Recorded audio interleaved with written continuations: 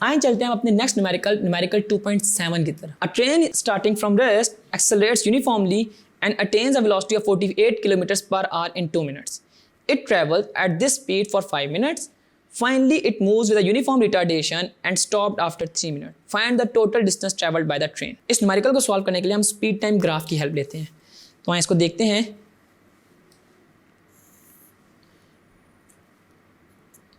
Starting में rest से लेके 2 मिनट्स तक 48 किलोमीटर पर आवर की स्पीड को मेंटेन करती है। तो यहाँ पे हमारे पास ऑब्जेक्ट 2 मिनट्स के बाद 48 किलोमीटर पर आवर, जिसको हम लोग इसकी वेलोसिटी को जब हम 48 किलोमीटर पर आवर को हम मीटर पर सेकंड में कन्वर्ट करते हैं तो उसका तरीकाकार ये है कि इसको 1000 से मल्टीप्लाई और 3600 से डिवाइड करेंगे। ये इक्वल आएगा 13.3 मीटर्स पर सेकंड के। तो इट मीन्स मेरे पास यहाँ पे वेलोसिटी 13.3 मीटर पर सेकंड है। ठीक है, अब वो कहता है कि it travels at this speed for 5 minutes. अब अगले 5 मिनट्स तक वो इसी स्पीड से चल रहा है। तो इट मीन्स जो हमारा ग्राफ है वो अगले 5 मिनट तक इसी स्पीड से चल रहा है और 2 + 5 होता है, यहाँ पे हमारे पास 7 आ जाएगा। और वो ये कहता है एंड में कि finally it moves with a uniform retardation and stopped after 3 minutes. और आफ्टर 3 मिनट्स के बाद ये स्टॉप हो जाएगा, यानी कि हमारे पास वेलोसिटी अगेन 0 आ जाएगी। और यहाँ पे 3 मिनट्स का टाइम अगर मैं देखूँ तो ये बनता है 10, क्योंकि 7 + 3 10 बनता है। तो अब हमने इसका टोटल डिस्टेंस फाइंड करना है और आपको पता है कि टोटल डिस्टेंस फाइंड करने का मतलब है एरिया अंडर दी कर्व, यानी कि एरिया अंडर दी ग्राफ। तो उसमें हम क्या करेंगे कि पहले इतने से पोर्शन का डिस्टेंस फाइंड कर लेते हैं, फिर इस दरमियान वाले पोर्शन का डिस्टेंस फाइंड कर लेते हैं और एट दी एंड इस पोर्शन का डिस्टेंस फाइंड करने के बाद इन सारे डिस्टेंसेस को आपस में ऐड कर देंगे।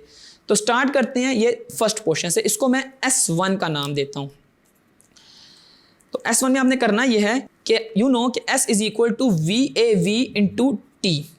अब एवरेज वेलोसिटी है starting plus final divided by 2, 0 plus 13.3 over 2 into time. और टाइम हमारे पास कितना है 2 मिनट्स। 2 मिनट्स का मतलब है हमारे पास 120 सेकेंड्स। और जब मैं इनको आपस में मल्टीप्लाई करता हूँ 13.3 को 2 से डिवाइड करता हूँ पहले और इसको 120 से मल्टीप्लाई करता हूँ तो मेरे पास आंसर नियरली 800 मीटर के इक्वल आता है।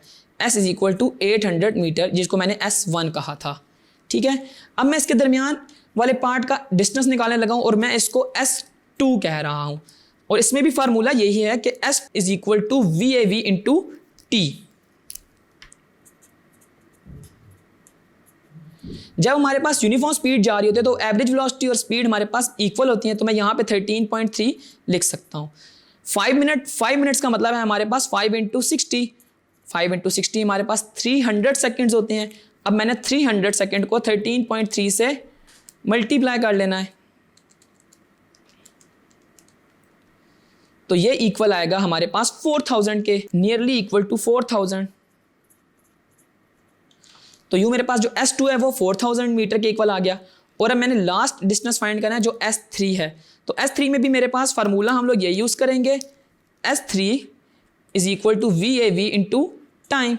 और इसमें भी हमारे पास जो एवरेज वेलोसिटी है वो 13.3 प्लस 0 ओवर 2 इंटू टाइम।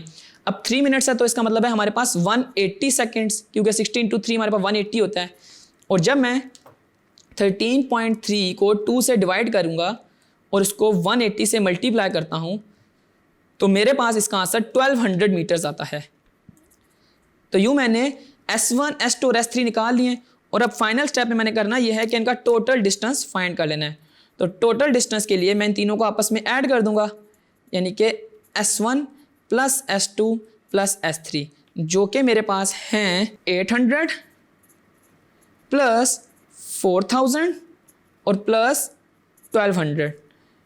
800 और 1200 हमारे पास 2000 plus 4000 is equal to 6000 metres. तो यूँ आपने देखा कि कैसे हमने वेलोसिटी टाइम ग्राफ को यूज़ करके डिस्टेंस को फाइंड किया, कि हमने इसको स्प्लिट कर लिया 3 पोर्शन में, जिसका पहला पोर्शन में हमारे पास वेलोसिटी इंक्रीज कर रही थी और दूसरे पोर्शन में एक यूनिफॉर्म वेलोसिटी मेंटेन हो रही थी और हमारे लास्ट पोर्शन में रिटार्डेशन हो रही थी, यानी कि हमारी वेलोसिटी डिक्रीज होकर 0 तक जा रही थी। हमने इन तीनों पोर्शन के डिस्टेंसेस को फाइंड किया और इनको आपस में ऐड करके टोटल डिस्टेंस निकाल लिया।